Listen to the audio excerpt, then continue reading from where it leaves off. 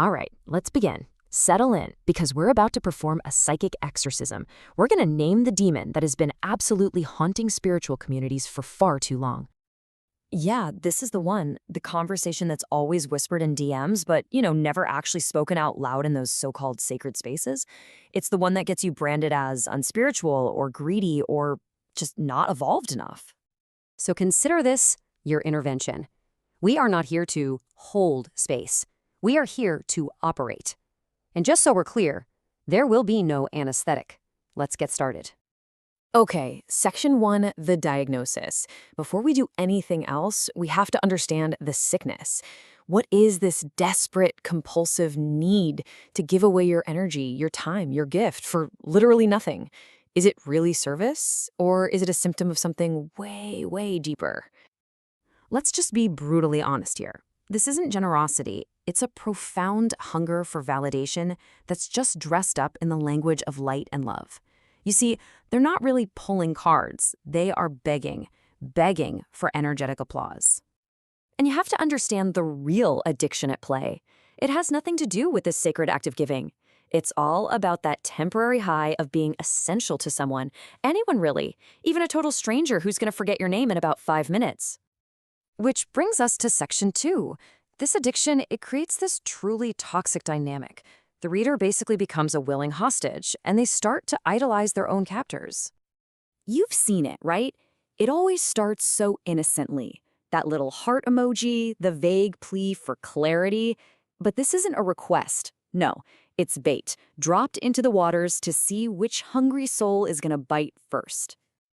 And here she comes, our hero, responding instantly, totally convinced it's a divine connection, a spiritual calling, when in reality, she's just been emotionally kidnapped. Again, probably by the exact same type of exploiter that drained her just last week. See, they really believe that if they're just nice enough, just generous enough, their kindness will somehow be rewarded, that the leech will magically grow a conscience and, a wallet. But let's remember, hope is the last demon that dies. And this, of course, leads us right into section 3, the freebie death cycle. This is the map of the inevitable, tragic, and utterly predictable downward spiral. It's a perfect closed loop of self-sabotage. I mean, just look at this progression. Day 1, so much hope, boundless enthusiasm. Day 2, reality hits, 132 energy vampires, 0 compensation. Then days 3 to 5 are this blur of resentment and setting boundaries.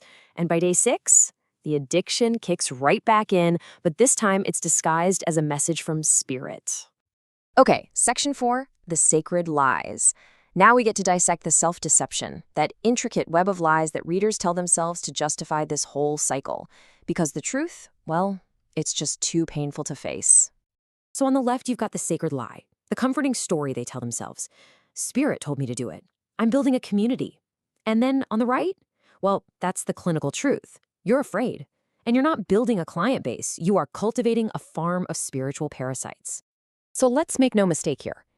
This is not selflessness. It is not divine guidance. It is fear, a deep, primal terror of being ignored, of being disliked, or of losing that tiny little drip feed of validation they get from these freeloaders. Let's be perfectly clear about your role in this whole transaction. They do not respect you. They will not remember you. You are a convenience. You are an emotional vending machine. And once they've gotten their fix, poof, they vanish. And now we arrive at the final verdict.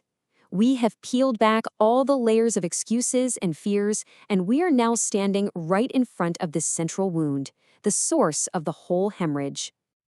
So let's just dismantle the biggest lie of them all with one clean cut, the ultimate spiritual bypass, that divine justification for your own self-abandonment. Spirit told you nothing. Your trauma did. The part of you that's still waiting to be chosen, to be loved, to finally be told you matter, that is who is pulling cards at 2 in the morning for someone who isn't even going to bother to say thank you.